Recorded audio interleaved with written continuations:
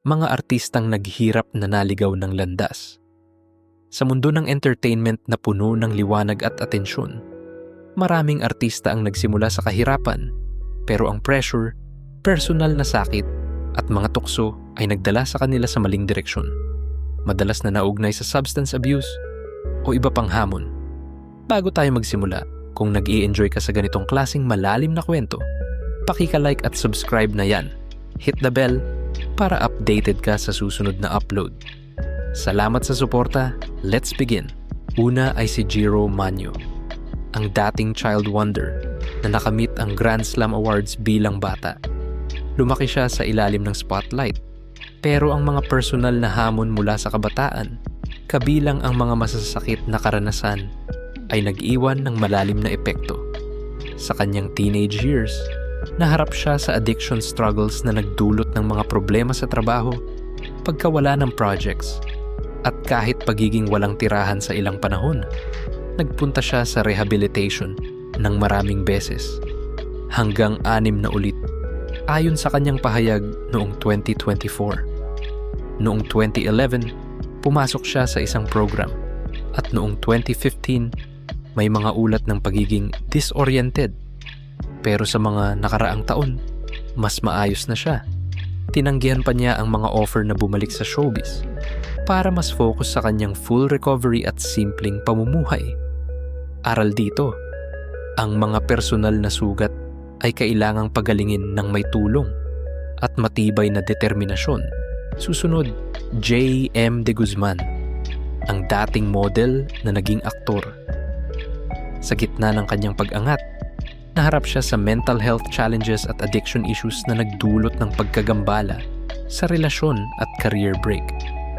Nagpunta siya sa rehabilitation ng 2 beses. Isa roon ay halos 17 buwan, mula 2013 hanggang 2014. Noong 2015, may relapse, pero noong 2021, ibinahagi niya ang kanyang pagbangon. Sinabi niyang, hindi na siya nag-iisa at patuloy na lumalaban.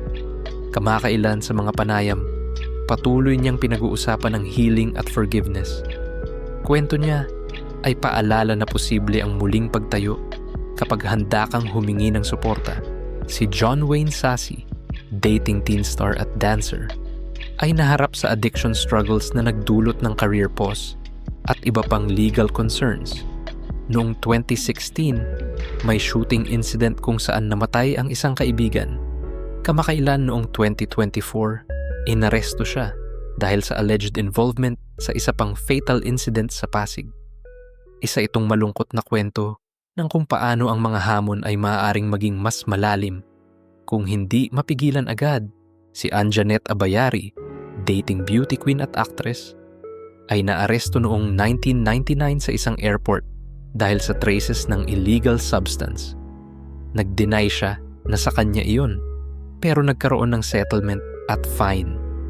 Nagstay siya sa abroad, nagtrabaho ng ordinaryong trabaho, nagpalaki ng pamilya, at nagkaroon ng mas tahimik na buhay. Noong 2015, ibinahagi niya ang aral. Walang mabuti ang dala ng ganitong bisyo. Bumalik siya sa media sa ilang paraan, pero ang karanasan ay nagpaalala sa kanya ng tamang landas. Ngayon, ang legendary Nora Honor, ang superstar na nagmula sa hirap at naging isa sa pinakadakilang artista natin. Noong 2005, inaresto siya sa isang airport sa Estados Unidos dahil sa traces ng illegal substance sa bagahe. Sinabi ng kanyang legal team na hindi niya alam dahil sa bag na hindi niya napak mismo. Ang kaso ay na-dismiss noong 2007 pagkatapos ng program, pero nagdulot ito ng temporary na epekto sa career at public perception. Sa kabila nito, bumalik siya ng malakas at patuloy na kinikilala bilang icon.